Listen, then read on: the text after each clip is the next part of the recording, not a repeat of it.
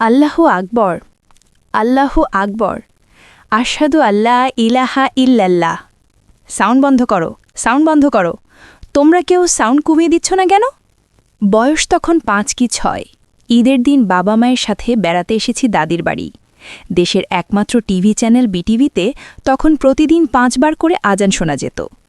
সব সময় দেখে এসেছি আমাদের বাসায় আজানের সময়টুকু সাউন্ড মিউট করে রাখা হয়, তাই দাদির বাড়িতে সবাই চুপচাপ টিভিতে আজান শুনছে দেখে এভাবেই চিৎকার করে উঠলাম আমি, এতগুলো মানুষের সামনে।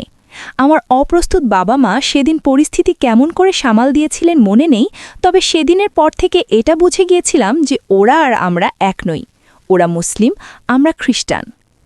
ঈদের দিন আমাদের কাউকে নতুন জামা কিনে দেওয়া হতো না, অথচ বড়দিন, নতুন বছরের প্রথম দিন অথবা ইস্টার সানডেতে নতুন জামা পরলেও দাদির বাড়ি যাওয়া হতো না।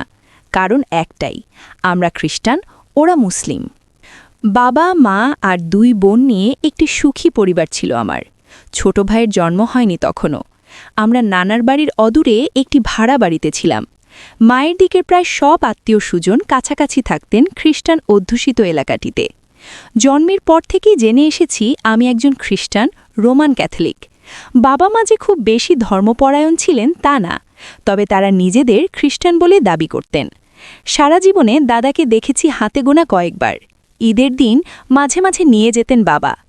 দাদার পরিবার খ্রিস্টান না এটা জানার আর বোঝার পর আমার প্রতিক্রিয়া কী ছিল মনে নেই।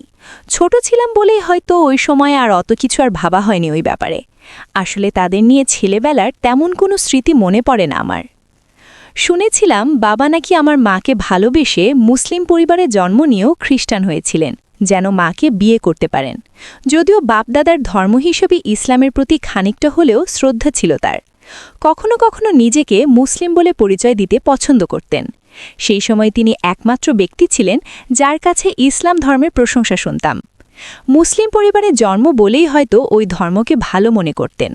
কখনো দেখিনি তাকে ধর্মীয় উৎসব ছাড়া খ্রিস্ট ধর্ম বা অন্য কোনো ধর্মের আর কিছু পালন করতে। অনেক আগে একবার আমাদের সাথে গির্জায় নিয়ে গেলেন মা। মিসায় কি বলতে হয় কিছুই পারলেন না বাবা। বেশ মজা পেলাম তখন। আমি যা পারি বাবা তা পারেন না। ছেলেবেলা থেকে আমার কাছের বন্ধুরা সবাই ছিল হিন্দু নয়তো খ্রিস্টান।